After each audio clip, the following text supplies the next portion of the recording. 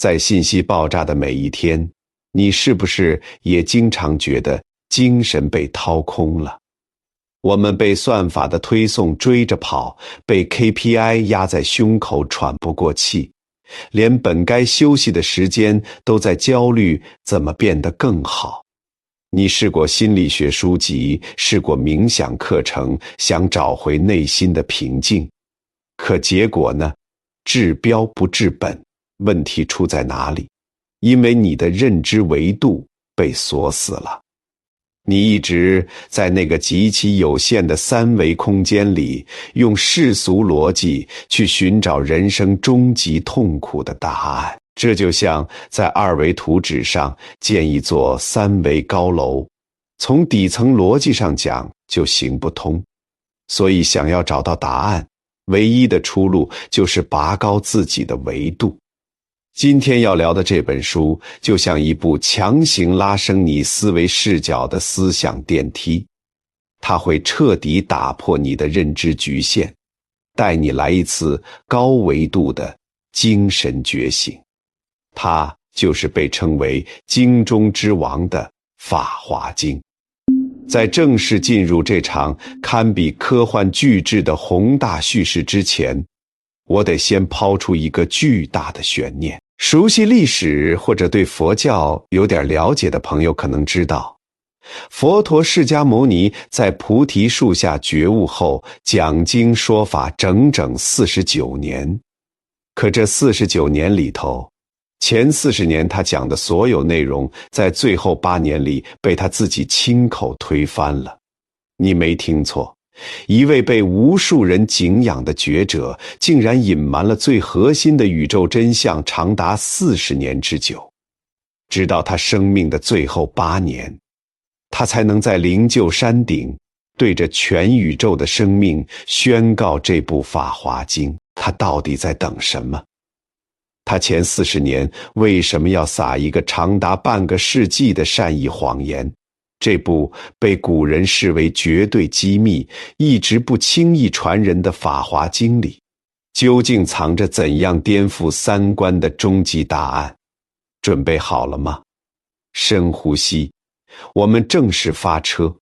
要搞懂佛陀为什么要隐瞒真相，得先引入《法华经》里最重要的一个核心概念。开权显实，也叫会三归一。听起来很晕，对不对？别急，我们打个现代人秒懂的比方。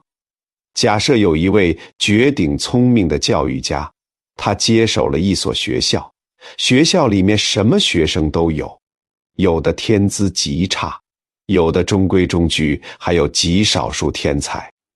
如果这位校长第一天就在广播里对全校喊：同学们，我们这所学校的唯一目标是让你们所有人最终都拿到诺贝尔奖，你猜会发生什么？那些学渣会立刻崩溃退学，因为他们觉得这根本不可能。那些中等生会觉得校长疯了，在画大饼。所以这位伟大的教育家用了方便法门，这是佛教里一个极其高级的心理学策略。他对学渣说，你们只要把99乘法表背熟，就能毕业找份好工作。这在佛教里叫声闻，目标是自己解脱痛苦，成为罗汉。他对中等生说，你们努力一下，考个本科，未来大有可为。这叫圆觉，靠自己体悟自然规律而觉醒，成为辟支佛。他对天才说，你们要考研读博，不仅自己要厉害，还要帮助别人。这叫菩萨，发愿自度度人。这位教育家因材施教，整整教了40年，把大家都教得小有所成了。这时候学生们都觉得砍的，我已经拿到了属于我的最高学历，人生圆满了。就在这时，校长也就是佛陀突然把全校师生集合到操场上，拿起麦克风说，各位，我摊牌了。前面我告诉你们的大专，本科、研究生全是假的，是我为了鼓励你们设立的幻象。这个宇宙中根本没有什么声闻。圆觉菩萨称，那是为了迎合你们当时的认知水平编出来的。真相只有一个，这叫一佛乘。你们每一个人的最终结局只有一条路，那就是全体成佛，拿到宇宙最高级别的诺贝尔奖。这就是《法华经》的核心震撼力所在，它打破了人与神、凡夫与圣人之间那道不可逾越的鸿沟。佛陀在生命的最后时刻宣告了东方哲学中最伟大的平权运动：一切众生皆有佛性，皆当作佛。但这可不是随随便便在路边宣告的。为了发布这个终极真相，佛陀在灵鹫山召开了一场规模空前绝后的发布会，史称法华大会。这场法华大会的开场极其高能，完全是一幅高维文明降临地球的科幻画面。经文里记载，当时佛陀坐在那里一言不发，进入了极深的禅定之中。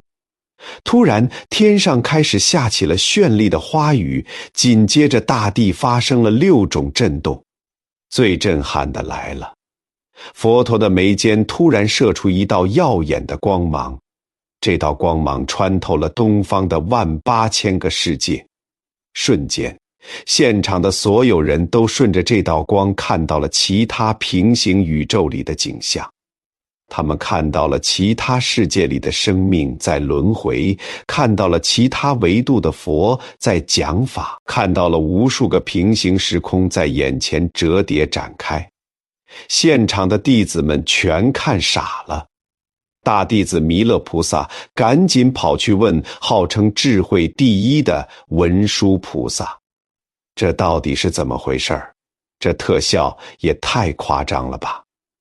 文殊菩萨深吸了一口气说，各位坐稳了，根据我过去无数个纪元的经验，当佛陀放出这种级别的光芒时，意味着他要讲出那个终极的秘密了，他要讲法华经了。此时的灵山法会上聚集了多少人呢？天上飞的，地下跑的，其他维度来的神仙、菩萨、人类、国王、普通弟子数以百万计，大家都屏气凝神，等待着佛陀开口。佛陀终于开口了，但他一上来并没有直接讲经，而是连说了3次，直指不虚说，我法妙难思议，意思是停停，我不讲了。这个法太深奥了，讲了你们也不信，甚至还会诽谤我，还是算了吧。大弟子舍利弗急得不行，代表大家3次恳求佛陀，您就讲吧。我们准备好了。在舍利弗的第3次恳求后，法会上发生了极具戏剧性也极其真实的一幕，史称5000退席。人群中有5000个出家人和在家人突然站了起来，他们心里想，故弄玄虚，我跟着你学了40年，该懂的我早就懂了，我已经完全解脱了，还能有什么更牛的理论？我不听了。于是这5000人转身就走，离开了会场。在佛教里，这5000人被称为增上慢人，意思就是极度傲慢、自以为是的人。就好比一个学霸觉得自己已经学完了牛顿的经典力学，当爱因斯坦要讲相对论的时候，他觉得爱因斯坦在胡扯，于是愤然离场。面对这5000人的离场，佛陀没有阻拦，没有挽留，只是平静地说了一句极其经典的话：退一加一。为什么？因为《法华经》的维度太高了，如果强行让认知维度不够且内心封闭的人听，他们不仅听不懂，还会产生极大的抵触和诽谤，这对他们自己反而是一种伤害。这5000人的退席，其实是佛陀最后一次帮大家筛选听众，把信息茧房里的人请出去，留下真正愿意打破认知边界的人。此时，留在灵山法会现场的都是真正虚心求道的人。清场完毕，杂音消除，佛陀终于要正式揭开这个隐瞒了40年的宇宙真相了。为了让大家真正听懂这个人人皆可成佛的终极真理，佛陀没有使用复杂的学术名词，而是开启了东方历史上最伟大的一次故事会。他讲了7个顶级的隐喻，也就是著名的法华7喻。哪怕你今天什么都不懂，只要听懂了这7个故事，你对人生的认知将会发生一次彻底的降维打击。佛陀讲的第一个故事叫火宅喻。想象一位极其富有的大富翁，他有一座巨大无比但已经年久失修的老宅子。有一天，这座宅子突然起火了，火势蔓延极快，四面八方都是毒蛇猛兽，浓烟滚滚。可是大富翁的几十个孩子都在宅子里玩耍，孩子们沉迷于手里的玩具，根本不知道什么是火，什么是危险。大富翁在门外急疯了，大喊：快出来！房子着火了！但孩子们头都不抬。爸爸别闹，我这把游戏马上就赢了。大富翁知道硬拉是拉不出来的，于是他心生一计，冲着门里大喊：孩子们，快出来看啊！门外有你们最想要的玩具，有羊拉的车、鹿拉的车，还有牛拉的车，全都在门外，先到先得啊！孩子们一听有新玩具，立刻扔下手里破破烂烂的旧玩具，争先恐后跑出了火宅。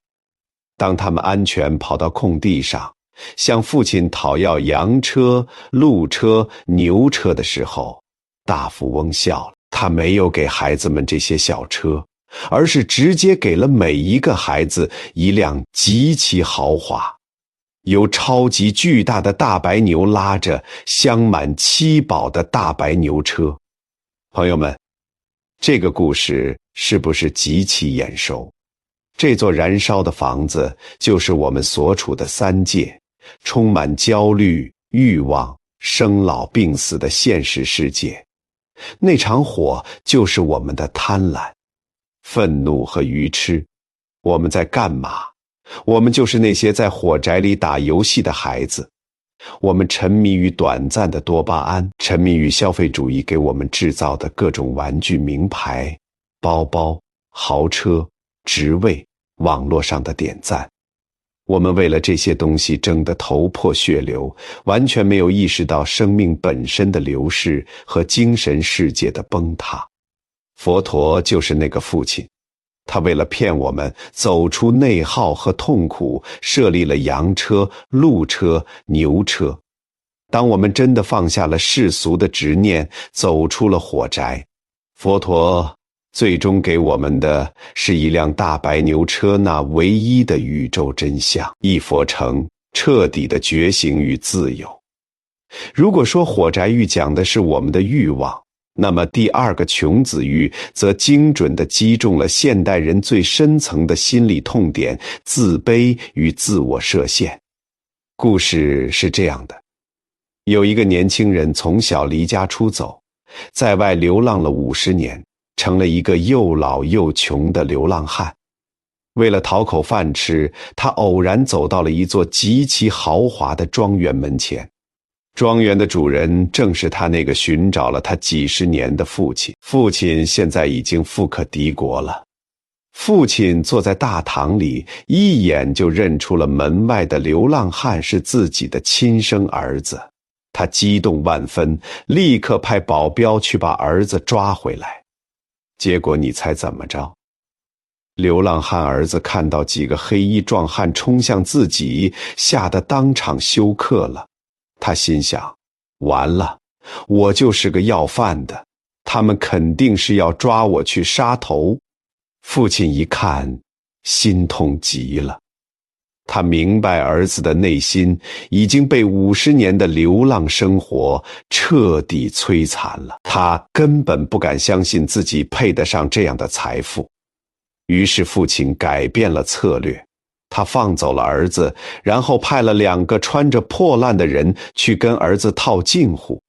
嘿，哥们，那边有个庄园在招清理粪便的清洁工，工资还不错，1天结1次钱，去不去？儿子一听清理大粪，这个我熟啊，立刻高高兴兴去上班了。这一干就是20年。父亲为了接近儿子，也换上破衣服，陪着他一起掏粪，慢慢地鼓励他，提拔他做主管，让他管理仓库，最后把所有的账本都交给他。直到儿子在心理上完全建立起了自信，父亲才在临终前当着所有人的面宣布，他就是我的亲生儿子，我所有的万贯家财全都是他的。朋友们，不要笑这个流浪汉，在宇宙的维度上，我们每一个人都是那个穷子，我们天生就拥有和佛陀一样宏大圆满的智慧宝藏。但是在无尽的轮回和世俗的打压中，我们患上了严重的冒名顶替综合征。我们习惯了当一个打工人，习惯了用薪水、职位来衡量自己的价值。如果现在有人跑来告诉你，你拥有改变宇宙的力量，你本就是圆满的，你一定会像那个流浪汉一样吓跑，觉得这是传销。佛陀的伟大在于他的极度耐心，他陪着我们掏粪，陪着我们在生活的一地鸡毛里慢慢修行，用20年甚至几辈子的时间，慢慢让我们相信，你不比任何人差，你不是来世间受苦的乞丐，你是宇宙法则的唯一继承人。听完前2个故事，可能有人会焦虑，既然大家都拥有同样的宝藏，那为什么现在人与人之间的差距这么大？为什么有人是天才，有人是普通人？佛陀用第3个故事药草欲回答了这个问题。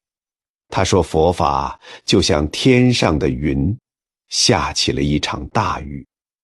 这场雨是不偏不倚的，它不会因为你是名贵的牡丹就多下一点，也不会因为你是一棵毒草就故意避开你。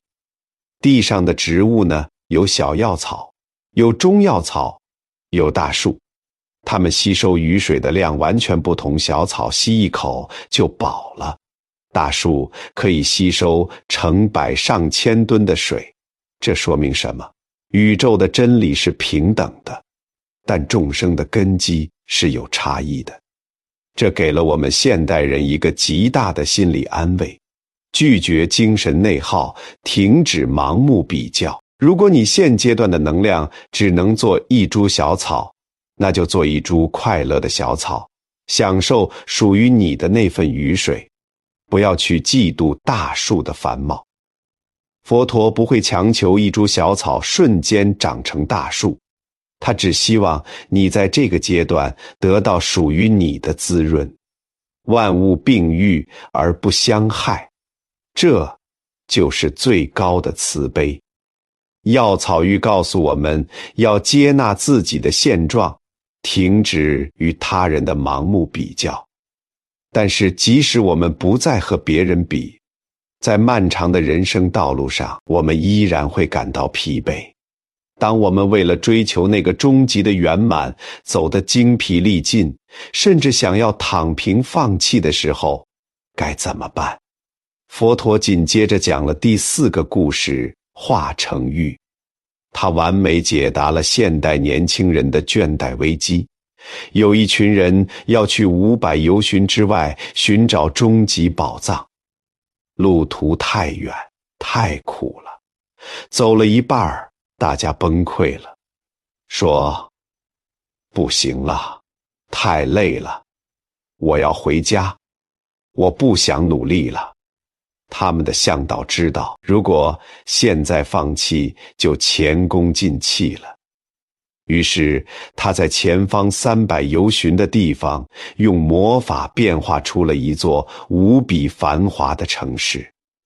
向导指着那座城市说：大家看，前面有个大城市，里面什么都有，我们去那里休息。大家拼了老命跑到城里，洗了热水澡，吃了大餐，美美的睡了一觉。等大家体力完全恢复，斗志重新燃起的时候，向导一挥手，那座城市瞬间消失了。向导说：各位，那是假的，是我变出来的化城，真正的宝藏就在不远处了，大家冲啊！仔细想想，我们的人生何尝不是被一座座化城串联起来的？小时候老师说，考上大学你们就轻松了，结果大学是一座化城。毕业了，父母说买房结婚你就稳定了，结果婚姻和房贷又是一座化城。佛陀想告诉我们什么？人生中那些阶段性的目标，不是用来让你躺平的，那是为了防止你因为过度疲劳而崩溃，特意为你设立的休息站。你可以在化城里休息，但千万不要把化城当成你人生的终点。不要在某个安逸的职位上混吃等死，不要被世俗的安稳磨灭了探索生命终极意义的勇气。修整好了，就继续上路，去寻找生命真正的宝藏。华城玉告诉我们，不要在人生的休息站里停下脚步，因为真正的宝藏还在前方。但你有没有想过，那个终极的宝藏到底在多远的地方，还需要走多久？佛陀紧跟其后抛出的第5个故事细珠玉，给出了一个极其心酸却又颠覆性的答案。一个穷人去有钱的朋友家做客，喝得酩酊大醉。朋友因为有急事要出门，又怕这穷哥们儿以后挨饿，就在他衣服的内衬里缝进了一颗价值连城的明珠。穷人醒来后什么都不知道，他继续过着颠沛流离的生活，为了吃一点饭给人下跪，为了一点点钱受尽委屈。直到有一天，他在街头又遇到了那个富有的朋友。朋友震惊地说：你疯了吗？为了这么一点吃的搞成这样。我当年在你衣服里缝了一颗无价之宝，你随便拿去换点钱，就足够你享受一辈子了。你竟然不知道。穷人摸了摸衣服内衬，撕开一看，那颗璀璨的明珠原来一直就在自己身上。这是多么巨大的讽刺啊！朋友们，这不就是现代人的写照吗？我们满世界的去寻找安全感，向外去寻找爱，去迎合别人以求认同。我们为了别人的一句评价患得患失，像个乞丐一样乞讨着外界的情绪价值。但是《法华经》极其笃定地告诉你，停下来，不要再向外求了。那个你以为在遥远彼岸的终极宝藏，其实一直就在你的口袋里。你本自具足，你内心深处原本就有一颗清净、圆满、无价的明珠。只要你愿意向内看，开始向内觉察自己，你就会发现你根本不需要去证明什么，你本身就是无价的。明白了细珠玉，你一定会产生一个巨大的疑惑。既然无价之宝一直都在我们自己身上，真相如此简单。佛陀前40年为什么只字不提，非要把大家折腾得这么累，直到最后才讲出这个秘密？为了解释这个问题，佛陀讲了第6个故事，祭珠玉。他说，有一位威震四方的转轮圣王带着军队去打仗，将士们立了功，国王就赏赐他们土地、金银财宝，甚至大象和马匹。但是国王头顶发髻里有一颗最顶级的明珠，他从来不赏给任何人。为什么？因为这颗明珠太珍贵了。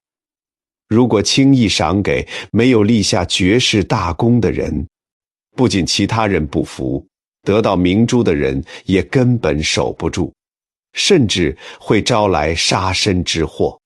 直到最后战争彻底胜利，国王才把这颗绝世明珠赏赐给了那位最英勇的将领。这颗发髻里的明珠就是《法华经》。佛陀说，我讲了40年的法，送出了无数的金银财宝，但我一直把《法华经》藏着。因为如果大众的认知没有达到一定的维度，提前把这颗明珠拿出来，直接告诉大家你们全都能成佛，只会引发无尽的争议、诽谤和误解。现在经历了前面的重重磨练，时机终于到了，我把它交托给你们。既然这颗代表着终极真相的绝世明珠已经交给了我们，那佛陀是不是就可以永远留在世间，手把手指导我们走向圆满呢？并没有。这就引出了7个故事中的最后一个依子玉。他回答了整个佛教历史上最大的一个疑问：既然佛陀已经拥有了无边的法力，他为什么还要示现涅槃，离我们而去？故事里有一位医术极其高明的良医，他有很多孩子。有一天他出门了，孩子们在家里误喝了剧毒，疼得在地上打滚，神志不清。良医赶回家，立刻配制了最好的解药。那些中毒较轻的孩子喝了解药就好了，但是有些中毒太深的孩子大脑已经产生了幻觉，他们觉得解药是苦的，死活不肯喝。良医一看，只能用绝招了。他把解药留下，自己去了远方，然后派人回来报信：你们的父亲已经在异国他乡突然去世了。那些发狂的孩子一听，犹如五雷轰顶，他们最大的靠山没了。在极度的悲痛和绝望中，他们突然清醒了过来，想起了父亲留下的解药，赶紧拿起来喝下去，毒立刻就解了。这个时候，良医才重新回到家里，和孩子们团聚。这个故事的后劲太大了。佛陀就是那个良医，而我们就是那群中了贪嗔痴剧毒，却还不肯吃药的孩子。如果佛陀一直留在世间，我们会发生什么？我们会产生极度致命的依赖心理。我们会觉得，反正佛陀在天塌下来有他顶着，我不努力修行也没关系，临时抱佛脚就行了。所以佛陀必须离开，他必须用自己的离开来斩断我们的依赖。他要用涅槃告诉我们，这世上没有救世主，真理我已经留下来了，解药就在你手里，想要得救，你必须自己端起那个碗，咽下那口药。佛不能替你觉悟，只有你自己才能拯救你自己。火宅玉、琼子玉、药草玉、化成玉、细珠玉、祭珠玉、依子玉，这7个故事讲完了。在灵鹫山上，所有听完这7个故事的人都陷入了深深的震撼和狂喜。他们终于明白，原来自己根本不是什么凡夫俗子，原来成佛不是遥不可及的神话，而是每一个生命最终的归宿。而就在大家沉浸在这份觉醒的喜悦中时，整个法华大会迎来了它最不可思议、最科幻，也是视觉冲击力最强的一幕高潮，也就是《法华经》中最著名的场面——多宝塔涌现。就在讲法的时候，大地突然裂开，一座巨大无比、高耸入云的7宝佛塔从地底涌出，直接悬浮在了半空中。这座塔有多大？经文里说高500由旬，换算成现在的单位相当于几千公里高，简直就是一艘超巨型的宇宙母舰。更震撼的还在后面，这座悬浮在空中的宝塔里传出了一个巨大的声音：善哉善哉，释迦牟尼佛，你讲的《法华经》太对了，全宇宙都为你点赞。大家一看，塔里坐着一位佛，名叫多宝如来。这位多宝如来是极其久远、极其古老的过去佛，他曾经发过一个誓，无论宇宙中哪个时空、哪个维度，有人讲《法华经》，我的宝塔就会从地底涌出，亲自来给他做证明。这个时候，佛陀做了一个极其违背3维常理的动作，他飞到了半空中，用手指轻轻一弹，打开了宝塔的门。多宝如来往旁边挪了挪，分出了一半的座位，说：来，老铁坐我旁边。于是现在佛释迦牟尼和过去佛多宝如来并肩坐在了同一座塔里。朋友们，不要把这当成神话看，用现代物理学和高维宇宙观去理解。过去佛代表过去的时间，现在佛代表现在的时间。当过去和现在并排坐在一起时，这就意味着时间的线性流逝被彻底打破了，时间被折叠了。在《法华经》的极高维度里，没有过去、现在、未来的分别，一切都在当下同时发生。这就好比从4维空间里看3维的时间，一切不过是一个整体的坐标。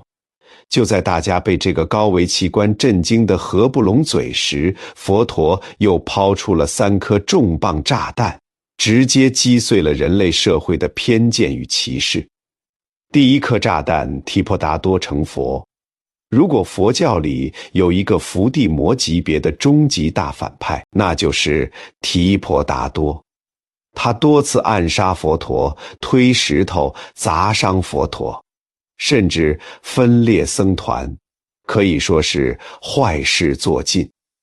按照常理，他应该在地狱里永不超生，对吧？但是在法华大会上，佛陀竟然公开宣布，提婆达多在无量劫之后也将成佛。为什么？因为在法华经的维度里，已经超越了世俗的善恶对立。提婆达多的迫害，就像健身房里的极其沉重的杠铃，反而成了帮助佛陀觉悟的逆增上缘。这种极致的宽容与因果观，彻底打破了我们对好人坏人的2元对立思维。第2颗炸弹，龙女成佛。在古印度，女性地位极低，更别提非人类的物种了。当时有一位龙王的女儿才8岁，文殊菩萨说她极其聪明，已经顿悟成佛了。佛陀的大弟子舍利弗当场表示不服，不可能，绝对不可能，女人的身体怎么可能成佛？就在这时，8岁的龙女出现了，她拿出一颗价值连城的大宝珠献给佛陀，佛陀立刻接受了。龙女转头对舍利弗说：“你看，佛陀接我宝珠的速度快不快？”舍利弗说：“很快啊。”龙女说：“你看好了，我成佛的速度比这还要快。”话音刚落，龙女瞬间转化为男子身，腾空而起，飞往南方无垢世界，直接坐在莲花上成佛了。朋友们，这是2500多年前的文献啊！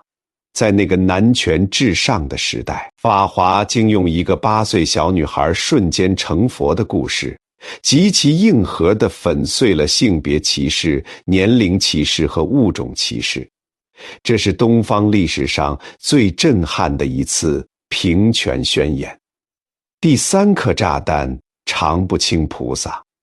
佛陀讲了自己前世的一个故事。那时候他是一个修行者，什么经都不念，每天就干一件事儿，走在大街上。不管你是乞丐、妓女还是达官贵人，他都跑过去恭恭敬敬地磕头说一句：“我不敢轻视你们，你们未来都是要成佛的。”很多人觉得他是个疯子，拿石头砸他，拿棍子打他。他就算跑得远远的，也要大声喊完这句话。这个人就叫常不轻菩萨，在内卷极其严重，大家都在互相鄙视的今天，常不轻菩萨的故事简直是一剂猛药。他告诉我们，真正的自信不是去俯视别人，而是拥有绝对的谦卑，去尊重每一个生命内心深处的佛性。我们刚才在极高的维度里漫游了一大圈，看过了悬浮的宝塔，看过了时空的折叠。但是《法华经》最伟大的地方在于，它不仅能飞到宇宙的尽头，更能落到你最普通的生活里。在《法华经》的第25品有一个独立成篇，在整个亚洲文化圈家喻户晓的章节，叫观世音菩萨普门品。很多人以为观世音菩萨就是一个求神拜佛的偶像，其实你完全低估了这3个字的哲学含量。什么叫观世音？观是观察、觉察，世音是世间一切受苦的声音。物理学告诉我们，声音的本质是震动。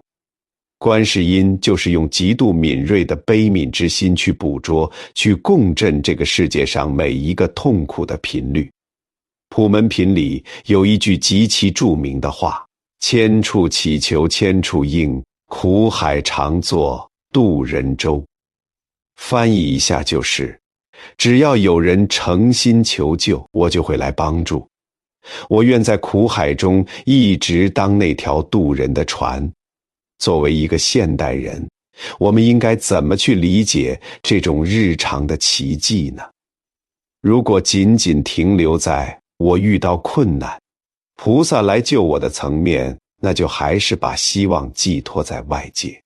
这其实不是《法华经》的本意。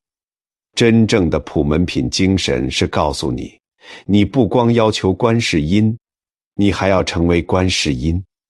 在现代社会，那个在暴雨中为你撑过一次伞的陌生人，就是观世音；那个在你深夜崩溃痛哭时默默听你倾诉的朋友，就是观世音；那个在重症监护室里拼尽全力把你从死亡线上拉回来的医生，就是观世音。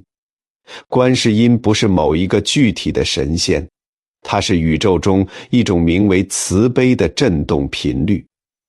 当你放下了自我中心的傲慢，愿意去倾听他人的痛苦，愿意在别人陷入黑暗时递过去一束光，在那一刻，你那件破衣服里的明珠就发光了。在那一刻，哪怕只有1秒钟，你就是观世音菩萨。